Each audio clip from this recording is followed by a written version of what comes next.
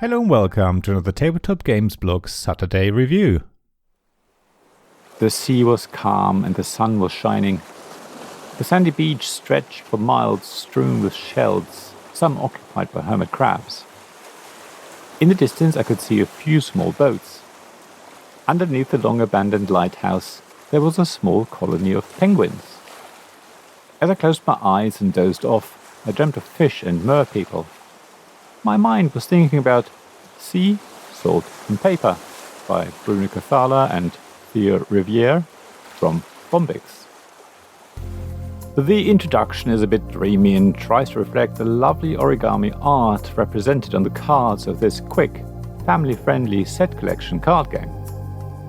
The artists Lucien Derennes and Pierre-Yves Gallard have realized a really wonderful style that somehow brings this rather abstract game to life. Everything is made up of origami, whether it's mer people, fish, crabs, boats or anything else. It's just gorgeous. Sea, Salt and Paper scoring is really interesting. You score based on sets of cards, as long as you have at least a pair. Some cards score more points for more cards, others only score for a pair. You also score based on card color. There's even the possibility of getting points for every single card of a certain type.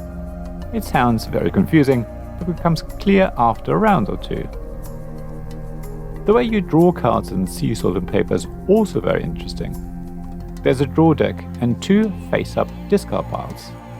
On your turn, you either draw two face-down cards from the deck, look at them, keep one, and discard the other onto one of the two discard piles. That way the other players won't know what you've chosen, but it also means that sometimes you have to make a tough choice between two really good cards.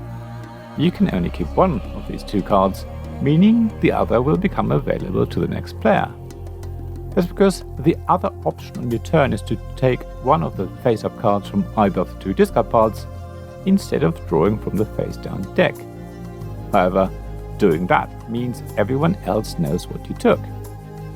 It's a really simple mechanism, but often a really tough choice. It also introduces a memory element to the game.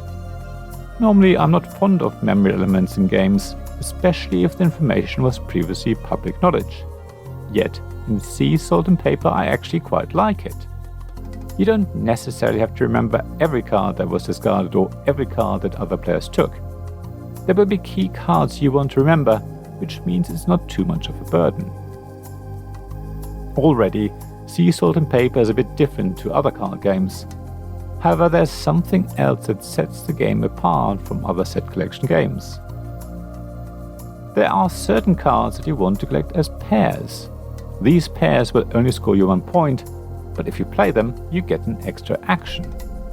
There could be another turn, being able to choose one of the discard piles and take any card from it into your hand, or draw the top card from the face-down deck. You can even steal a card from another player, which introduces a bit of extra player interaction. When you first play Sea, Salt and Paper, you probably play these pairs straight away. It seems to make sense, yet the more you play the game, the more you realize that hanging on to a pair can be more beneficial. Timing when you get the extra action can give you a crucial edge over the other players. Get it right and you can sometimes get a card that gives you another pair, which gives you another extra action. It is possible to chain several extra actions together and have a super turn. However, hanging onto cards is also risky. If another player gets the action that allows them to steal cards, you risk losing the vital pair you get back to play on your next turn. It can ruin your plans, but it is often worth the risk. There is also a small amount of push your luck in Sea, Salt and Paper. When a player has at least 7 points worth of cards, irrespective of whether they are on hand or in front of them, they can decide to end the round. They now have a choice: simply stop or push for the chance of gaining a huge lead. Choosing stop means everyone adds up the points and adds those to the running total. If you decide to push your luck instead, which is called Last Chance in Sea, Salt and Paper, you immediately reveal all of your cards. Then everyone else gets one more turn, during which they might play more of their extra action pairs before revealing their hand. Once everyone has had their extra turn, everyone adds up their points. If the player who called Last Chance still has the most points, they get a so-called color bonus. That means they get 1 point for each card of whatever color they have the most of. So if they have 3 yellow cards, 2 black and 2 blue, they get 3 points for the 3 yellow cards. That's on top of their normal point score. That's not all though. All the other players only score their color bonus. That means you can easily score 10 or more points, while everyone else only scores 3 or 4. That will make a huge difference to the running totals. If the Last Chance player ends up not having more points than everyone else, they only get their color bonus, while everyone else gets their normal card score without an extra color bonus though. So it can be devastating if you don't win your Last Chance bet. The game continues like this until one player has at least a certain number of points based on player count. Whoever then has the most points wins. It's quite simple, but you do have to keep track of running totals and see where everyone is at. The further you fall behind, the more pressure is on you to either call an early stop or risk it with a Last Chance. It can get very tense.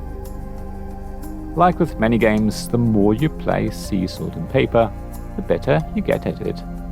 It doesn't take too long to get the hang of it though. After a game or two, most people will start to try out different strategies and tactics. There's also a certain amount of randomness due to how the cards come out, but you have some control over it through the 2 open discard piles that you can draw from, and even when you draw from the deck, you get to choose 1 of 2 cards.